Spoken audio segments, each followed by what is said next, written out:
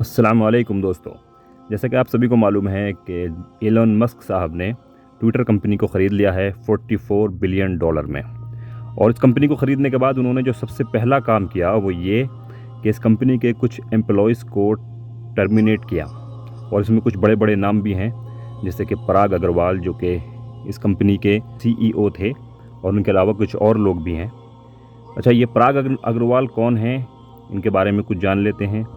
ये Indian American हैं और इंडिया के राजस्थान में ये पैदा हुए थे। और इन्होंने 2011 में ट्विटर को ज्वाइन किया था, ट्विटर कंपनी को, एज ए सॉफ्टवेयर इंजीनियर। उसके बाद 2017 में ये चीफ टेक्नोलॉजी ऑफिसर के तौर पर नियुक्त हुए। उसके बाद 2021 में ये कंपनी के CEO बने। और अब इनको जो है एलन मस्क ने बाहर का रास्ता दिखा दिया। तो अब एलन मस्क ने इनको निकाला क्यों है, इसके बारे में जो जानकारी अभी तक मिल रही है वो इस तरह से है, जैसे कि आप स्क्रीन पर देख रहे हैं। He had accused them of misleading him and Twitter investors over the purse of fake accounts on the social media platform. यानी कि वो कुछ गलत जानकारियां जो है दे रहे थे ट्विटर के इन्वेस्टर्स को और एलन मस्क को, फेक अकाउंट्स के बारे में वगैरह वगैरह, इस तरह की कुछ मालूमात सामने आ रही है।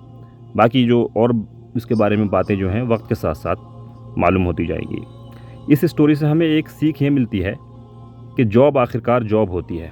भले ही आप ट्विटर जैसी महान कंपनी में CEO के पद पर नियुक्त हों, लेकिन आपकी बागडोर आपके एम्प्लॉयर के हाथ में होती है। वो जब चाहे एक झटके में आपको बाहर का रास्ता दिखा सकता है और दिखा देता है, एलन मस्क की तरह।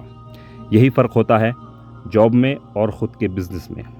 खैर, इस तरह के मज़ीद वीडियोज़ के लिए बने रहें हमारे साथ। चैनल को सब्सक्राइब करें। धन्यवाद।